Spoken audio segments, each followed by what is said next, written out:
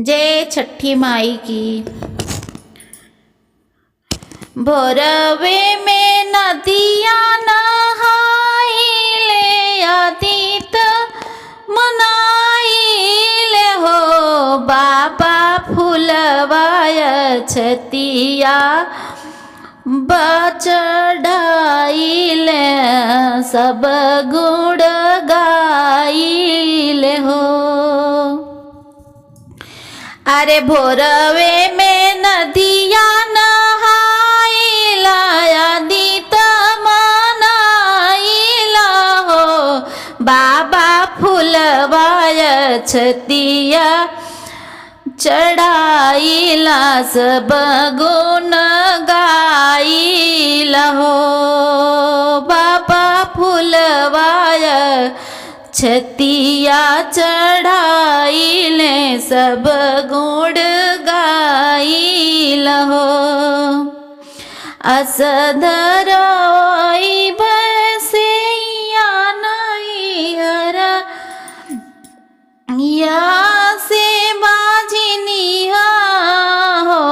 बाबा अंगने में मांगिला अजोरिया माथवा लगाइला हो।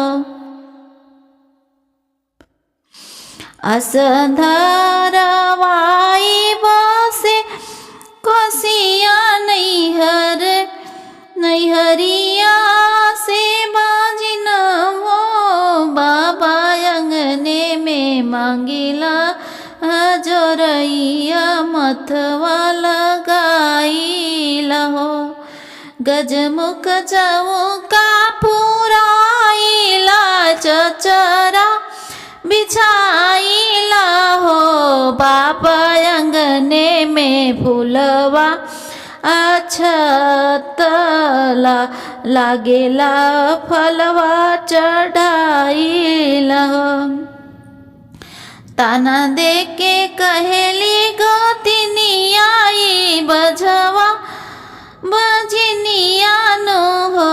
बाबा सुनी सुनी बोलिया गोतिनिया के लोरवा बहाई न हो। बाबा सुनी सुनी बोलिया गोतिनिया के लोरवा बहाई न हो। चुप रहो ये धीरा धरो दुखिया सुना रही कखिया न हो। बस आजू के न वे महीन माहोरिल मुसुकाइला हो। तिरिया आजू के नवे महीन माहोरिला मुसुकाइला हो। बाबा फुलवाय छतवा चढ़ाइला सब गुण गाइला हो। भोरवे में नदिया नहाइला आदित मनाइला हो। बाबा फुलवाय छतिया वा चढ़ाइला सब गुण गाइला हो। छठी माई फुलवाय छतिया चढ़ाइला सब गुण गाइला हो।